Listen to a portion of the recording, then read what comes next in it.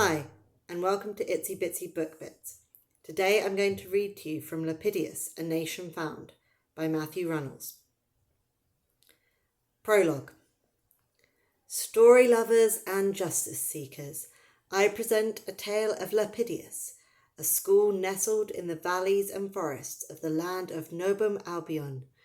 Once filled with mystery, adventure and knowledge, Novum Albion was now a sad place of former greatness and forgotten dreams that no longer held the position of power it once had in the world.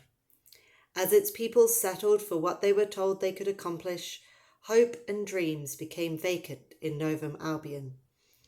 At one time, the country had been the world's melting pot, where cultures, intellect, ideas, and even freedom defined the young nation.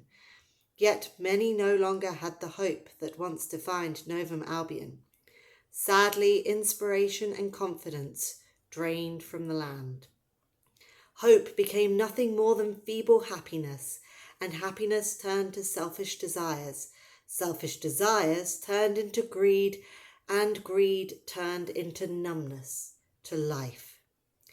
Many citizens of Novum Albion were trapped in their own minds, yet they were still filled with pride, though they accomplished nothing.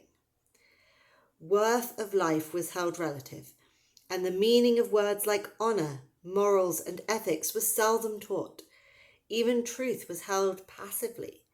As the young of the land grew ignorant of their identity and past, the very fibre of the home started to unwind, and uncertainty and ignorance in every aspect of life began to grow.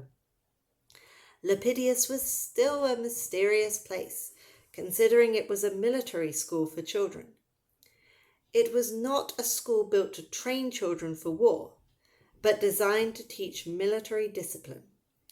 Children of all ages would leave their siblings and parents behind and find mysteries upon mysteries at Lapidius, which they would eventually call home. Yes, though it would be hard for some to think a school could be home for its students, it was just that for many. And the most challenging and formative experience Lapidius had to offer was the game. The game was what made Lapidius unique. Chapter 1. Wagons and Hope. Fluffy white clouds filled the blue skies as the wagons laden with new students trundled up Wagon Road to Lapidius, the schoolhouse. The cadet leadership felt an anxious optimism as they waited. Troubling times had fallen on Novum Albion, a land that strayed far from its original glory. The commanding officers all sat on their horses, forming two columns facing each other in front of the schoolhouse. Younger cadets, who had begun their training weeks ago, started next, flanking the winding brick walkway to the school, waiting to welcome the new cadets. The wind gently blew against the trees, causing their branches to rustle. Birds filled the air with their songs, and neighs of horses sounded as the formed cadets confined themselves to short, quiet conversations. The slight coolness of the air invited them to venture outdoors and relax, but the welcoming ceremony had to happen before any relaxing was done. "How many more students do you think will come, sir? So many have already arrived these past weeks," Kilrin said impatiently as he ran his fingers through his big, thick beard. "Enough to fill the ranks to at least 4,000, responded Lieutenant Colonel Aldred, who scratched his neck, feeling the coarse hairs of his beard and thinking that he and Kilrin both needed to shave. Of course, neither officer had shaved in months, which was against the unwritten rules for commanders. As the shave rule was unwritten, Commander Aldred didn't mind breaking it. He enjoyed doing so. The two were beside each other on their horses, at the end of one of the columns. A trumpet blowing from the west announced that the wagons were close, and the men-at-arms cadets snapped to attention to ensure a proper showing. A few moments later, the first wagon appeared up and over the crest of the hill. Countless others followed, each wagon keeping an equal distance relative to the others, their white canopies shining brightly in the sun. Eventually, a long line of parked, illuminated, canopy-covered wagons rested in front of the western forest. Nervous cadets disembarked from their transports, their faces changed to reflect utter shock as the drillers and trainers shouted at them to gather into some sort of formation. Inside a wagon yet to arrive sat a boy named Joey. "How much longer is this trip going to take?" he tiredly grumbled to the three boys across the aisle. Joey felt tremendously lucky that his three best friends from home were starting school at the same time he was. "I hope it's not much longer," said Brian, pushing his round glasses over his dark eyes. Brian was round, from his round build to his little rounded nose to his blonde bowl haircut. Brian had eyed Joey's pancakes from home wistfully when Joey first boarded the wagon. Joey's mother had thinned the batter as much as she could to make it stretch, and though the pancakes had been like delicious sheets of paper, they smelled heavenly. Joey's stomach rumbled. He wished he had some more of them right now. "Me too," said Lucas. Lucas was smaller than his friends, thin and short. His brown eyes sparkled with mischief, and his wiry muscles were always zinging with energy. This long wagon ride was testing his patience. Kyle leaned back and stretched. He had always been the leader of their group back home. Kyle was the tallest in the group, slender but muscular. His hair, eyes, and skin were darker than Lucas's, but his slightly broad nose had a smattering of freckles, like Brian's. He grinned across the seat at Joey. "You're not nervous, are you? We can take whatever's at this school, and we have each other's backs. We're ahead of everyone else already."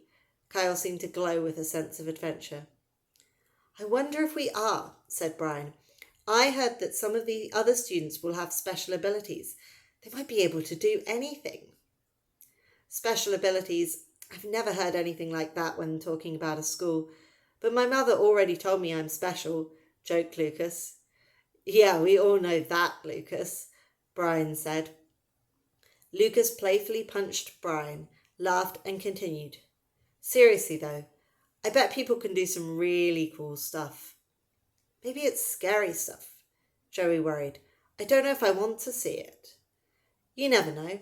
Maybe you'll make friends with some of those special kids. Besides Lucas," Kyle shrugged. Then he smiled.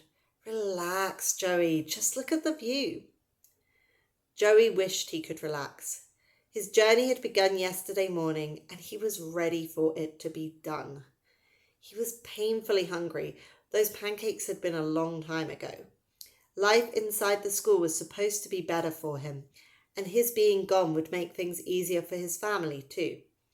Mother had watered down the batch of pancakes 2 times when he left, trying to make it last, not because the family had no money, but because there was little food to buy. Joey didn't understand the value of money if there was nothing to buy with it, especially food. His leaving had been troubling and puzzling too. Life had changed quickly and drastically for him in the weeks before he'd left.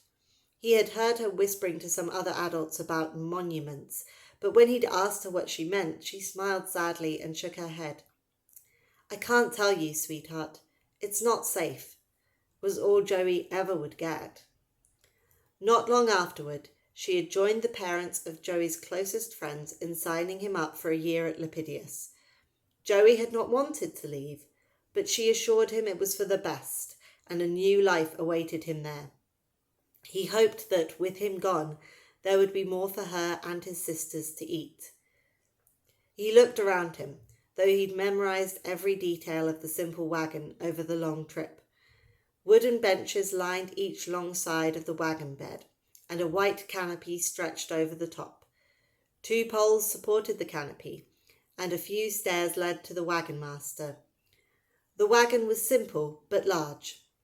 Only 1 seat had been left on the wagon when Joey boarded, one next to a small, dark-skinned boy who was left alone, the only one there, despite people sitting crowded on the benches. Joey plumped down and tried talking to his benchmate, but the dark boy never spoke. He just looked scared.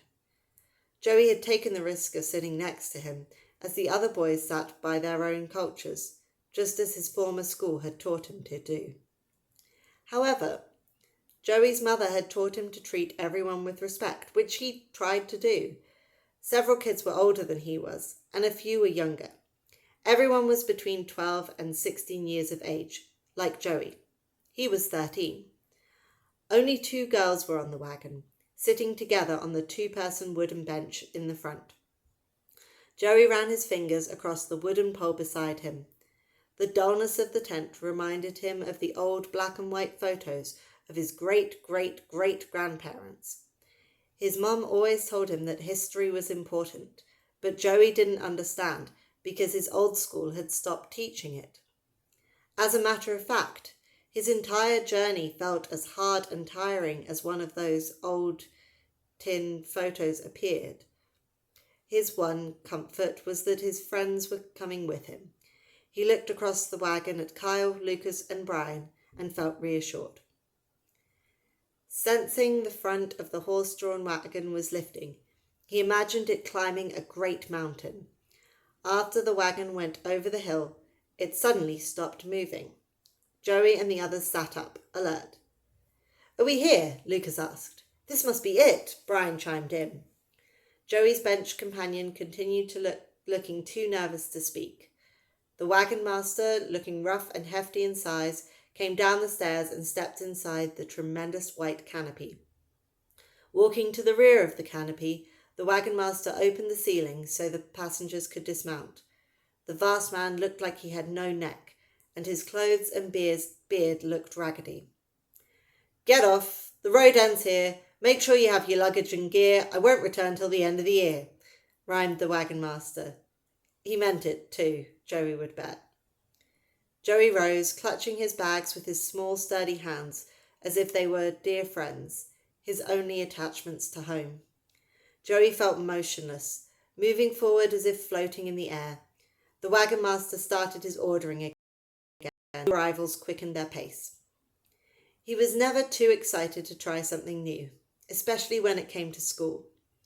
Most people would agree that being the new kid was never delightful. His mind was all fuzzy. Some part of him wondered what would be outside this wagon. He felt fear too, when you know something is about to happen and are unsure how the experience will play out. One by one, the new students anxiously spilled out of the wagon. None of them could believe what was before them. A formation of cadets lined a walkway. Beyond the impressive formation stood the school, Lapidius, with numerous banners stiffly flying in front. Tall forests and open fields surrounded the school, while the mountains of Shendo rose on the horizon. At first sight, Joey felt that Lapidius was a monument to education, leadership, and majesty itself. His breath escaped him. "Come on now, Freshie, keep it moving. You don't want the monsters to gobble you all up," shouted a trainer at the new students. Joey took his eyes off the school. After more shouting from trainers, the older kids from his wagon bravely moved on, and Joey cautiously followed the crowd of students, all moving up the walkway. He tried to rise on tiptoe to catch sight of Kyle, Lucas, and Brian, but they were too far away to see. They hadn't wasted time gawking at the building. Looking south, he saw a small formation of buildings taking shape as a small town. Chimney smoke plumed out of several of the buildings, and the most delicious smells were coming from it, making his belly grumble with hunger. Passing through the procession of 60 uniformed cadets, Joey felt that he was being honoured for coming, but he didn't want to accept the prize of being here. He was impressed by the uniform the cadets were wearing, though. Each boasted a different emblem, and the devices being held by the cadets he recognized only slightly from a game he would sometimes play back home. He had heard tales of schools like this from the older men in his town as they played board games at the parks. Joey never thought such schools existed anymore. Nothing good seemed to exist anymore, he thought. Blocked by clouds, the sun shone lightly, and a soft, earthy fall breeze blew across his face. Being outside helped Joey feel more relaxed. to him when he reached the horse-mounted cadets, who were older, tall, big, and powerful. Joey learned later that these men were officers. Their helmets hid their faces, and a sense of power glowed from them. Joey's nose filled with the scent of horse. All the officers looked down at those who had just arrived. Each helmet displayed an insignia imprinted across the front. Despite looking intimidating, the officers also had a look of peace behind some of their eyes, and they were calm in a powerful way, like a controlled emotion set deep within their characters. Joey tried to bury his fears and secrets deep within him, believing that the officer could sense them. There, at the end, Joey saw two men, both wearing kilts, both with beards. Neither wore battle helmets. One had red hair and a stocky body and held a large axe with his left hand. The blade rested on his shoulder. The other man had darker hair and gazed across the fields at hills and mountains in the distant north. Joey had a strange feeling about that man. He looked both old and young, intimidating yet comforting. The officer suddenly returned the glance, looking directly at the boy. Feeling the man's eye burn through him, Joey panicked and lay. Escaping the piercing eyes of the riders and believing he had passed the first test of the school, Joey looked up at the front of the building just coming into view. It looked clean, unlike his school back home. His old school had unkempt grass and paint falling off its walls, and it reeked of fear and mistrust. But this school looked new.